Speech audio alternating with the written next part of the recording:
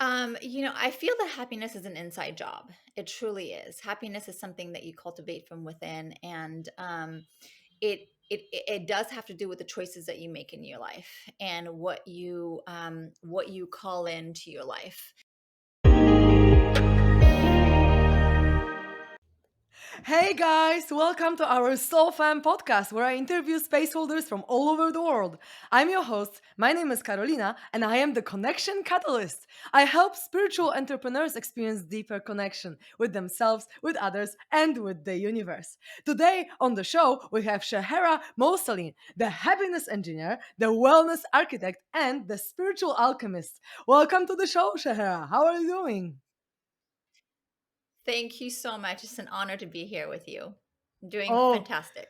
it's an honor for me as well. I'm so excited to talk to you because you have such beautiful identities like happiness engineer, wellness architect. I love Thank that. I just love you. that. Also because I'm an engineer too. I'm actually a master of sustainable energy, but I just don't work in my profession as it usually happens for people. But yeah, I love that. I'm an engineer as well. I work with sustainable Beautiful. energy, just human energy, not other energy, right? Mhm. Still the same profession, but a little bit different.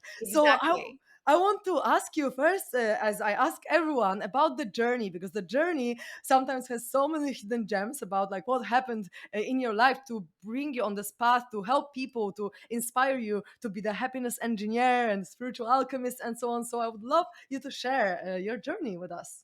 Yeah, it would be my pleasure. Well, yeah, as you say, it definitely was a journey. I would say that I had my first spiritual awakening when I was 16 years old at a rave, dancing with music. Wow. And it really felt that it was the music that helped me transcend and connect to this infinite consciousness that we're all a part of, and have a sense of belonging to something much bigger than myself.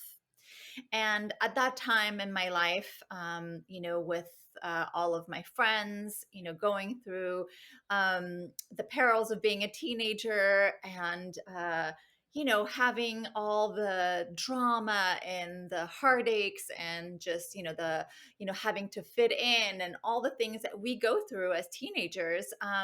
Most of us were very depressed. Most of us were having, a really hard time in school fitting in. And so, we had formed this, beautiful community tribe of ravers, in essence, where we were coming together and uniting, dancing with music. And that was our refuge in a sense. And what I found through my experience of really transcending through music is that I actually didn't really need drugs in order to get there.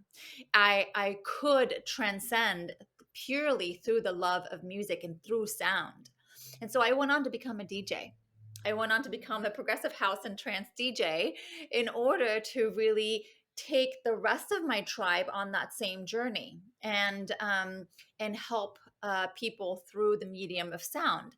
And I didn't really know I was doing that, when I was that young, but I felt like it was something that I wanted to give back. And so, yeah, that kind of started my spiritual journey of really understanding that I was not this body. I was not this, like this face and this mind and all that, I saw in a mirror, and I was something much vaster. And that connection that I had to all that is, gave me a sense of hope and a sense of purpose and a sense of belonging that I didn't really feel otherwise.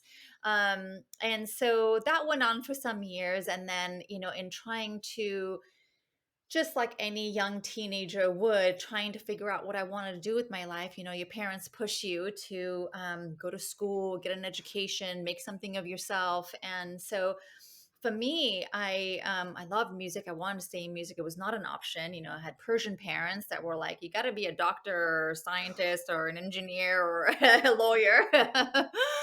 So I went on to study psychology, mostly because I was interested in learning about myself, learning about other people, and understanding what makes people happy or sad, or how I can really be of service to humanity. I said to myself, if I can make a difference in one person's life in my lifetime and change their life to a better life, then I would have done my due diligence in this lifetime. That I would have, put my imprint and I could die happy.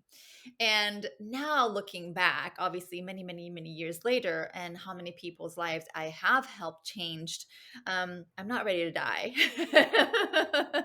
I want to continue to do the work and be of service. But that was my start, is going into psychology. And I went through psychology school. I went through all the levels, all but a dissertation, which means that I was getting my doctorate in psychology. So I only had my dissertation and my practicum left. But being in school for so many years, studying something that I felt at that time, the school that I was attending at the very least, was making my subject dependent on me and not really instilling that in within them the power to shift their own lives, didn't resonate. For me, I was at the time writing, this is 25 years ago. I'm really dating myself. But 25 years ago, I was writing my dissertation on the mind's ability to be able to change the body and heal the body with yoga, visualization, and meditation. And I had never read or done any of those things. I had just read an abstract that you could do this. And I was like, wow, that sounds like magic. I would like to learn more about that.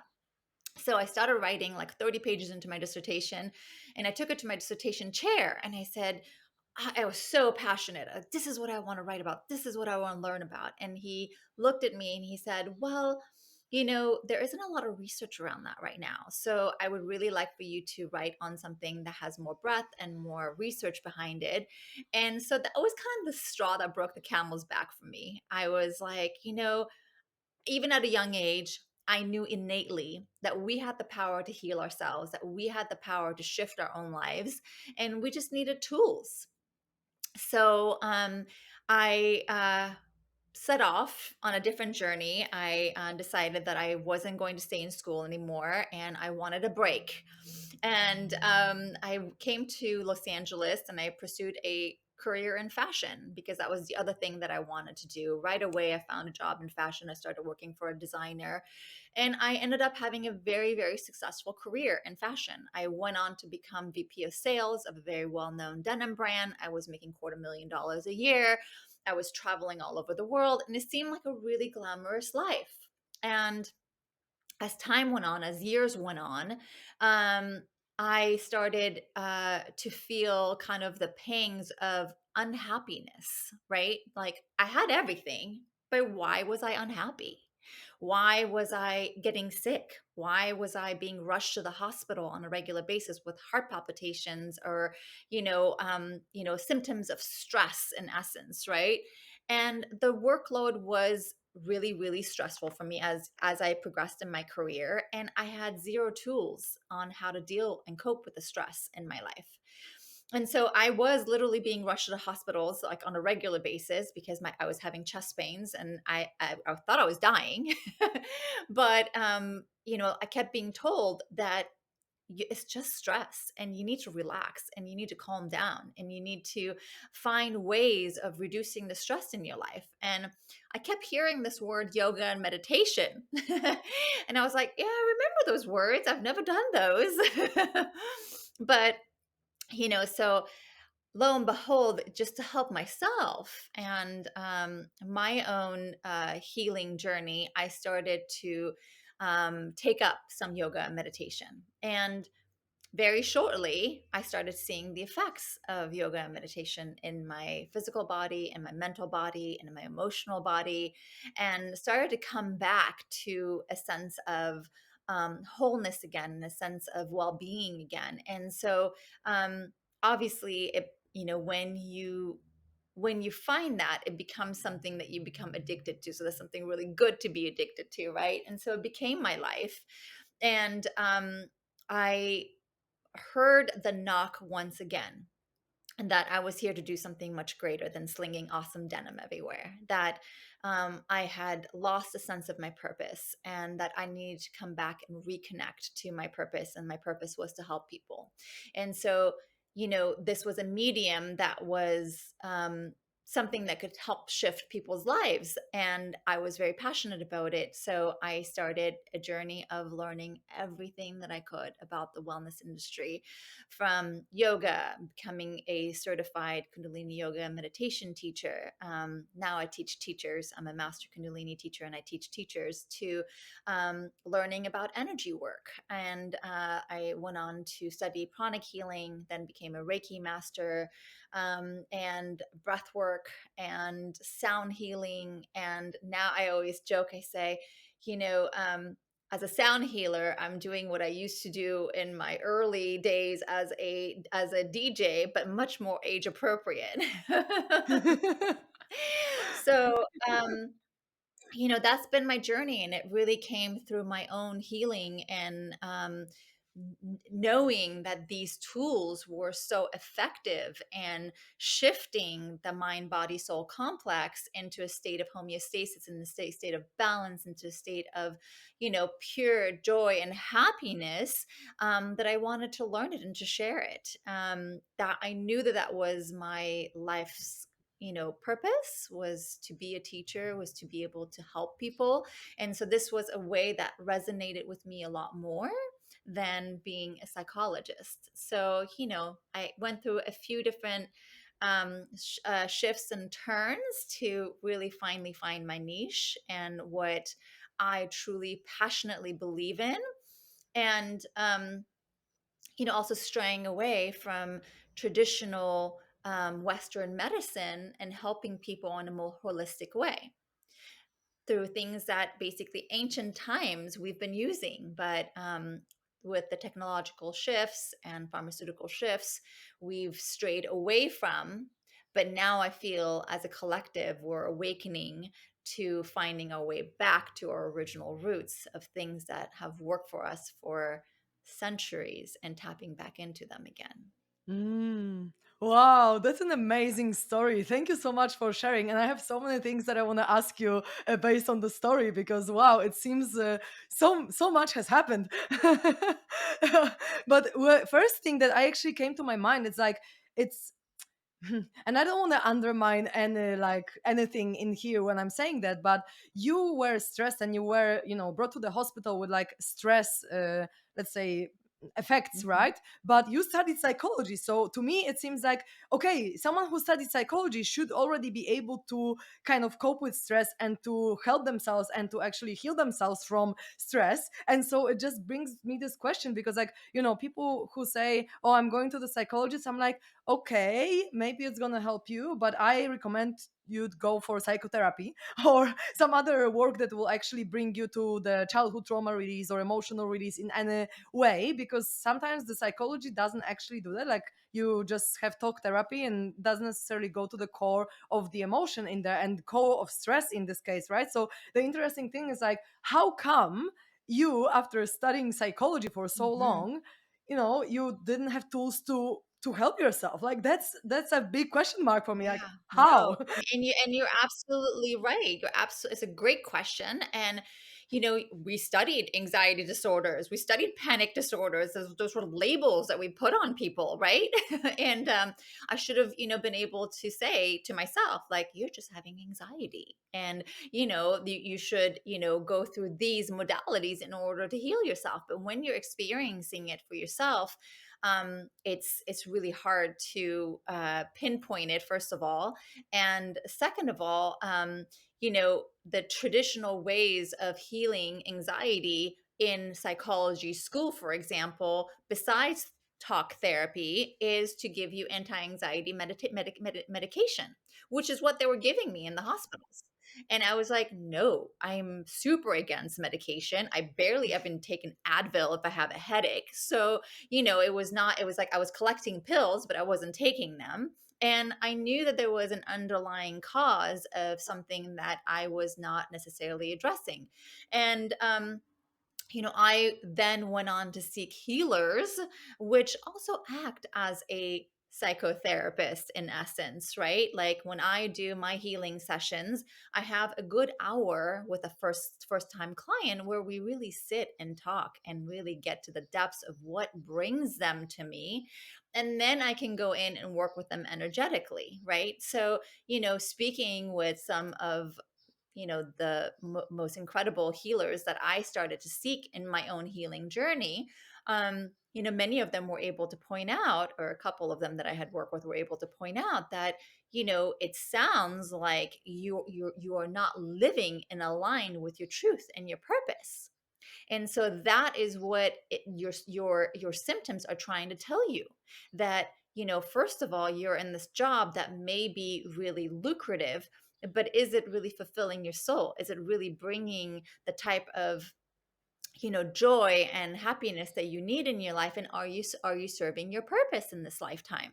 Are you using your gifts? Are you using what you were put on this planet to do in this job?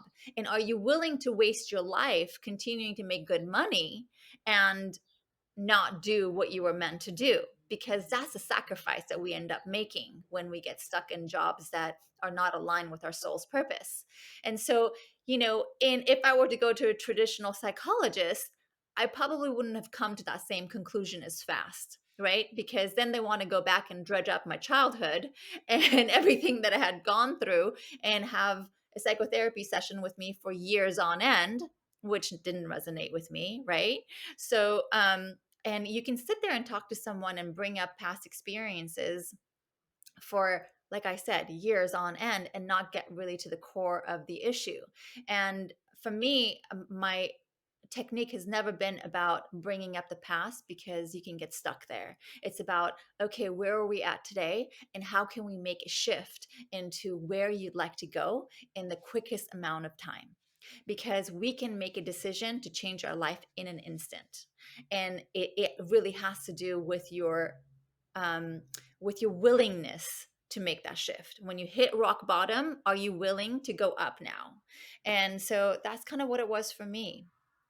It was really with the help of, some healers that were able to point out what I was experiencing and what the real core of the issue was for me. That's beautiful. Thank you so much for sharing. Yeah, it seems like, sometimes there are core issues that you need to address that stem from childhood. Like, for example, you might have some, I don't know, unworthiness or guilt or whatever. But ultimately, I feel like combining both healing the past and looking into the future, because if you only get stuck in the past, you're surely not going to move forward, because, Mhm. I guess it's not good to be stuck in anyway. And another thing, like, that you mentioned that now came to my mind, is that some people use also yoga and meditation as a coping mechanism, right? That's also not the way to go when they have a struggle and they're like, okay, I'm just gonna meditate to like escape the whole world, and I'm just gonna, shut myself up, or do yoga because it's like the drug for me. I mean, it's also not the way to go. It's just a tool, like another tool. It should never be about escaping. It should always be like about like the preference and just the alignment that we stem from, and it stems from our soul and not from our ego. Because I think if it's a escapism, then it's still our ego, it's still our mind governing it rather than our heart, and so then it becomes quite unhealthy. And so another question that came to my mind based on the story is that, some people would be like, oh my god, you made such good money, you had like life of your dreams, and so on. And so why were you not happy, in terms of like, what is happiness then? Like, because for everyone it's something different. But how do you define, based on knowing that, okay, making a lot of money is not happiness, and being aligned with your purpose is happiness? So like, how do you define happiness? Because you're an expert, because you're a happiness engineer. So I really would love to know. I feel that happiness is an inside job. It truly is. Happiness is something that you cultivate from within, and it does have to do with the choices that you make in your life and what you call into your life.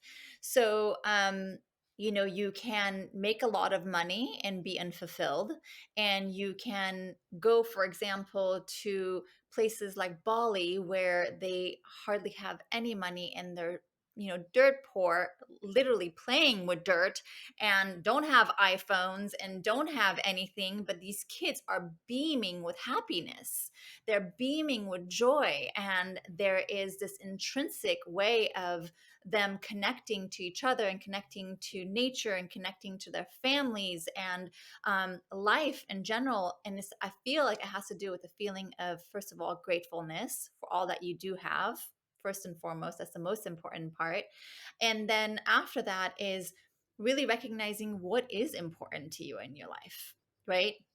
Because if it's money, then that's fleeting, first and foremost, and it's not going to fulfill your heart. But if it's your family, if it's your loved ones, if it's connecting to nature, connecting to your heart, to your soul, being living an aligned soul purpose life, then that's a happiness that can be sustained. That's a happiness that can go the long, long run. And I would say, for most of us, when we are at a certain age where, we have a career in our life, if that career is aligned with our soul's purpose, with our heart's desires, then you can find long term happiness. However, if you're in a dead end job or soul sucking job, we spend 1/3 of our life in our jobs. So, think about the impact that 1/3 has on your life if you are not living at your soul's purpose in that 1/3 of your life. What does it do? It seeps into your relationships. It seeps into your home life. It seeps into everything that you do, and it poisons it at the core. So then you start to feel unfulfilled. You start to feel unfulfilled in all areas of your life. Your relationships are going to struggle because you don't have anything to give, because your soul sucking job sucked all the energy out of you. When you're living your life in purpose and align with your soul's purpose, that gives you energy, that gives you passion, that gives you motivation, that gives you, this sense of like creativity and a bliss and a joy for life, that even if you're working 12 hours a day, which is what I do, it doesn't feel like I'm working. I feel like I'm creating, and I get excited, and I love what I do, and I love sharing what I do. So when the day comes to an end, I'm not strapped of my energy. I still have a full sense of vitality and energy. And if not even that, I have a sense of excitement, and that I can share with my partner, that I can share with my family and with my friends, that my life is amazing because I am doing these things to help people, right? So you have to Mm. find what that is for you, right? So you can be an engineer and be super happy because you're so passionate about that, right? It doesn't have to be in a healing or wellness modality, but you have to find what gives you passion, what sets your soul on fire, what is the thing that you were meant to do, because every single one of us were meant to a, cer- have a certain contribution to this planet, right? Some of us are meant to be healers and coaches and so on, but others have to make the world go around. We need the architects, we need the engineers, we need the lawyers, we need all those people. But I hope that lawyer went to school because he really loved law. He really wanted to passionately help people, right? Not because his or her parents made him go to school to become a lawyer because they wanted a lawyer in the family, right? And that's what a lot of people end up doing. So I would say it's really closely related. Happiness is really closely related to what you end up doing as a career in your life, and the amount of gratitude and appreciation that you have for the blessings that are already in your life, because you can have everything and still be unhappy, right? And still be like, oh, I don't have enough. Or look at my neighbor who lives in that mansion that is so much bigger than ours, right? Or you can be like, oh my god, I live in this beautiful home, and there are people that are starving in the world, and I'm so blessed, and I'm so incredibly just taken care of by the universe. So there's two different perspectives, right?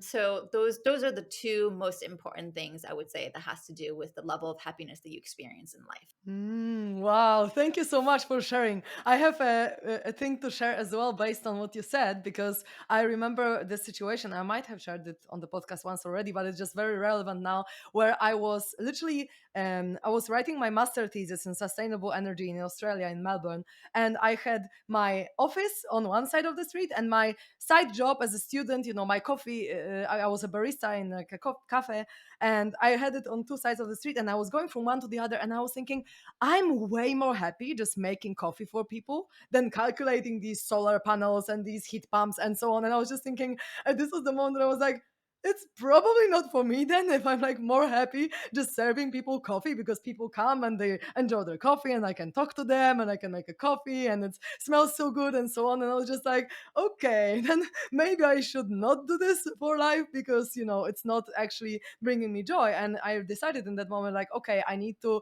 do something that connects me to people, because I prefer to talk to people and just be out there rather than sitting in front of the laptop calculating something. And so in this at this point I made the decision. It's like, okay, I have a comparison now. I'm going to finish the studies, but afterwards I certainly need to find something else because it's just not going to fulfill me ever again. Exactly. So that was really that was really a point. And another thing that I wanted to mention is like about this happiness and money. I read this beautiful book that I actually translated to Polish as well. I loved it so much that I made a deal with an author to translate it to Polish, and we're gonna sell it in Poland soon. And the book is called Love Money, Money Loves You, and it's a channeling of the energy of money, like as if money talked to you. And one of the things the money says is like, if you want to make money by being happy, like you can just focus on being happy and the money will come, or you can focus on making money and inherently you will need to be happy, because like if not, you're going to be in misalignment, so you're going to have resistance. So if you're not going to be happy doing what you're doing, at some point you're going to either lose your money, or you're going to, some other areas of your life are going to just scramble or whatever. Like, you money and happiness is the same, because it's all light, it's all love, it's all beautiful. Yes. So if you're happy, you're actually like aligning with the forces of the universe to give you everything in your life that you desire. And then you are so open to it, because the joy, the happiness opens you up, opens your energy channels. You're relaxed, you're open, you're receptive to everything that is happening. Whereas if you are stressed or sad or whatever, you're closing off. You cannot really receive as much abundance, as much energy from the universe that as you would like. So to me, it seems like money and happiness are so interconnected, these energies, that you cannot, like, you can just focus on being happy, and then the abundance will come naturally, because you're going to be so open. Of course, it's nice to still manifest some stuff, have some goals or whatever, but if you're in your joy, I feel like everything just comes so easily. You start meeting people, you start being in places where it serves you, just things start to show up. And like, people start to reach out to you, like, hey, do you want to, like, for example, for me, I healed some stuff, and then this client of mine says like, hey, do you have a marketing strategy? I'm like, no. Do you want to have one? Yeah, sure. And we just made a deal, and now he's doing my marketing. It's like it came Yeah. itself, right? Yeah. But I just needed to be open and have no resistance. So I just needed to focus on what brings me joy. And so I really think that these two are very interconnected. So if you want to just be happy, then you're gonna have money. I always say, love, joy, bliss, happiness are all at this very, very high frequency, right?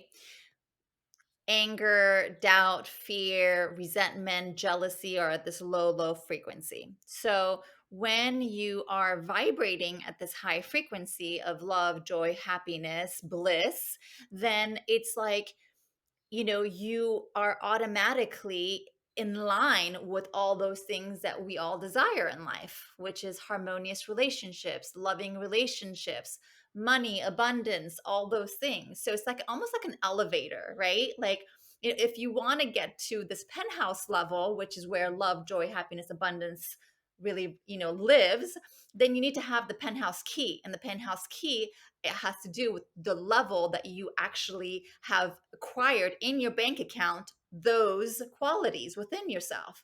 Otherwise, you're going to be stuck in this lower, basement level with fear, doubt, anger, jealousy, all those things, which is the universe is a boomerang. Whatever you are feeling on the inside is going to give you the same exact things back in return. It's just that's the formula of how life works. So if you want to have love, joy, peace, happiness, you have to vibrate at that level, and you have to bring yourself at that level, and you're going to have access to all the things that reside on that penthouse level, which includes money, right? Absolutely. Beautiful. Yeah, that's such a beautiful vision to visualize it and to actually like picture it. So, thank you so much for sharing. And that Yeah. brings us to the next topic that I really want to talk to you about, which is quantum jumping. First of all, I would love if you could share what is quantum jumping, because we haven't really spoken about it on the podcast yet, and maybe some people have never heard of it. So, what does it mean? And also, how to navigate it, like how to actually jump, you know? What to do to make this shift in your life. Yeah, it's actually one of my favorite subjects as well, because I read a book many years ago, and I can't remember the name of it now, but it really started to make me think about the infinite possibilities on this planet that we live in, and made life so much more interesting for me than just thinking that we live in this one linear fashion, and there is a beginning, there's a middle, and then there is an end, right? Which seems really boring. But quantum theory in general, like from one of the things that I have read that has resonated with me, and I feel like it's the truth, because it speaks to a part of me that it vibrates really highly when I think about it and such. And that's basically that we live in 144 dimensions simultaneously. So there is a version of you that is here on this planet, and that's, maybe the first dimension. But there is another 143 versions of you that live in other dimensions. And it's all happening at the same time. So there's no past, there's no future, it's all now. Right. And these different parts of you have access to each other. So let's say that there is, this version of me, Shehera, living in on planet Earth in this now moment in 2022. But there's also a part of me that could be, a Shehera that's living in ancient Egypt as one of Isis's priestesses, and I have learned the art and alchemy of Isis's magic. And there's another part of me that's living as a warrior in another timeline, and I have incredible, skills as a warrior. And there's another part of me that is living in, let's say, in a future timeline, right? Like in 2050 as a scientist, and I have learned the art of actually curing cancer holistically, let's say, right? And so, me, Shahara, in 2022 on planet Earth, if I were to have the quiet moments of solitude and really diving deep within myself through meditation and other arts, I could access these parts of myself, right? These are all parts of me through infinite consciousness. I have access to these parts of myself that is living in the past or is living in the future, but it's all happening now. To really improve my life in this timeline. So I can, take skills from my days as a priestess for Isis, and take skills from myself as a warrior in another timeline, and really have the courage and the strength to get through life, and also get downloads from my future self, right, in 2050, where I've discovered the cure for cancer holistically, to now all of a sudden be able to bring that timeline and merge it with the now moment, and potentially make a huge impact on this planet. So that's the way that I like to look at it, and it makes life really exciting. And so it's really just looking at time, um, and not as a linear with a start and an end, and think of time as layers on a cake in a sense, and everything is really happening at the same time. And even though we can't perceive of the other layers, it's there. And the way that you access it is really being able to go within yourself, right? It's really being able to tap into parts of yourself that most of us don't connect to on a regular basis, right? Most of us are not making time to go within and access those parts of ourselves. Or if we even do, we may discount it as like, oh, that's just my mind playing tricks on me, or just like, it's my mind saying things to me that are not true. But we're being guided in every moment. We're being, we're so loved by this infinite universe. We have not only our future selves, previous selves, but we also have the angelic realm, right? That's all around us and guiding us on a regular basis. So, um, I love the idea that there isn't just one fixed future for us, right? We can make decisions on any time, at any point in our life, to choose a different timeline. And we do that by really the decisions that we make along the way, right? So if you feel that you're empowered because you have X, Y, and Z as, like a basis and foundation of who you are, then you may make a different decision in your life than if you just felt that like you were just this person living in this 3D dimension that's having the humdrum life.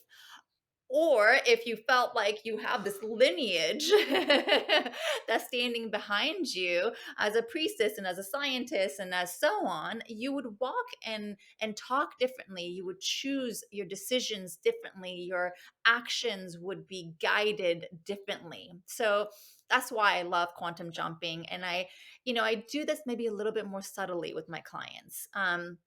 The work that I do is, really tapping into not only this life, but also previous lifetimes and obviously future lifetimes and timelines as well, but in a more subtle way through energetic clearings and through allowing them to access these parts of themselves gently. So it's not a forced way of going in, but it's like, okay, so, you know, through a state of meditation, whether it's through yoga or through an energetic, clearing or activation, or through sound, for example, they have moments of connection, right? And so they feel a sense of, okay, I just had this moment of merging with infinite consciousness and knowing that I'm part of something greater. And even if that's for a nanosecond, it gives them a sense of empowerment and a sense of belonging and a sense of connection. And they're no longer who they were before that experience. They now have an expanded sense of self. And so, and every time that you dip back into that experience, it grows. So that sense of self grows. So you're no longer this, same version that you were before the the healings or the experience that you had. Mm, that's so cool. Thank you so much for explaining all that. And so I'm really curious what you would say to someone who maybe have never experienced this kind of work, and if they would like to try it out just at home with themselves, even in a slight way, not maybe just, crazy stuff like, yeah, I want to embody my inner Cleopatra or whatever. Like maybe just in a more gentle way, or maybe future self work, because this work can be actually really powerful. I had the future self session myself yesterday with a friend of mine, and it was really really nice. I felt like it just seems more easy to get where I want to be when I just merge with my future self, or I get lessons, or I get advice from me from the future. It's like it just seems smoother the where I want to be, right? And from now it just seems like, yeah, of course, like I deserve it all. I have this potential there, out there in the quantum realm for me, and so now I can just take steps towards it, but enjoy in happiness in more kind of like calm way. So, what would you say to someone who has never tried it? Maybe they want to tap into these realms of themselves. Yeah, the future self work is so easy. It's just literally just imagining yourself as a version of you from the from the future, as to what the end result is, right? So if you This is some things that most of us don't do, right? We go through life every day and we're just focusing on taking the next step for the most part.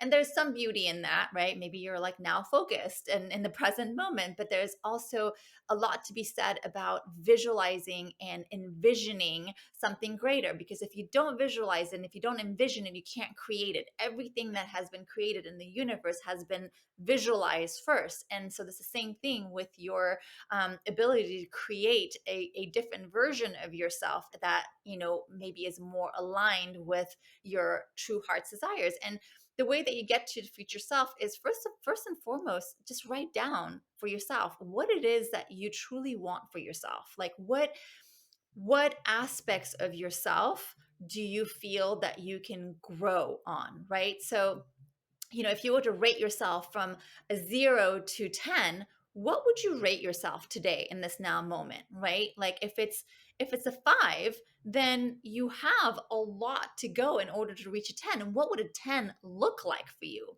What would you have to be in order to be a 10? What job do you have? What characteristics do you have? What strengths do you have? And so it may seem like an impossibility, but write it down and then really see yourself living that life. What are you doing? How are you acting? What decisions are you making? Who are you surrounded by, right? Because I think like really the quality of our life is really predicated by the people that we surround ourselves with, right? So if you're surrounding yourself with people that are inspiring you and helping you grow, then you're going to get there a lot faster. So see yourself walking around doing the things that you want to do as a 10, right? You can even ask your future self questions. You can ask, that once you visualize that version of you, that's a 10. You can ask him or her, how did you get here? What helped you get here? What obstacles did you have to go through in order to get here? And how did you overcome those obstacles? And be really open and receptive to seeing and hearing, what they went through in order to get there. And once you feel ready to connect to that, designed reality, then just sit for a moment and imagine yourself merging with that future aspect of yourself and becoming one. And what parts of yourself now do you have to let go of and do you have to die to in order to fully merge and become one with that 10 version of you, right?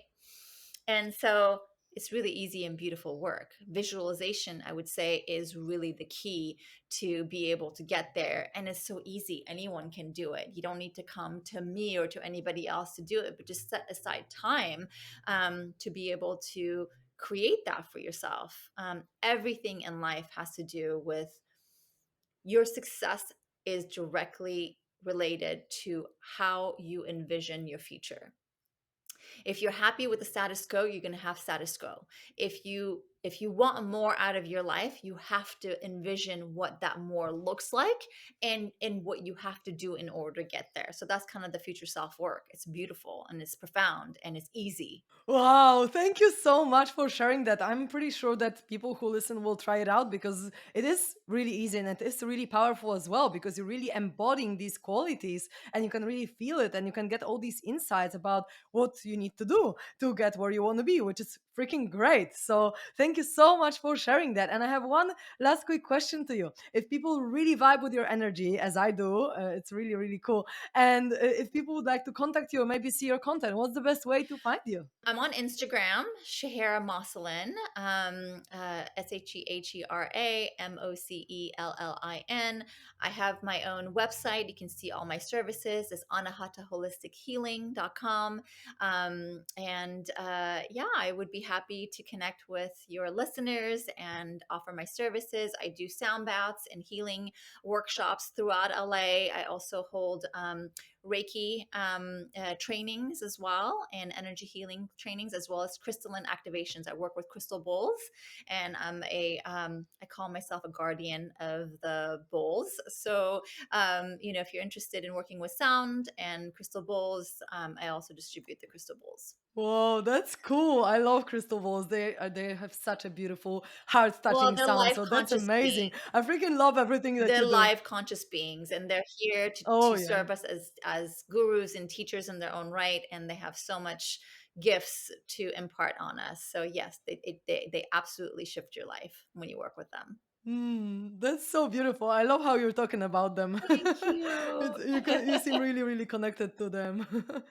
Thank you so much for sharing everything on this podcast. It was such a beautiful conversation. I feel like I could go for way more than just this time that we have assigned for this. But yeah, thank you so much for everything that you shared. I'm sure that it will help people as we set an intention before. It was my honor and pleasure. Thank you for having me. Thank you so, so much. Thank you. And I love getting to know you and your beautiful energy. Thank you so much.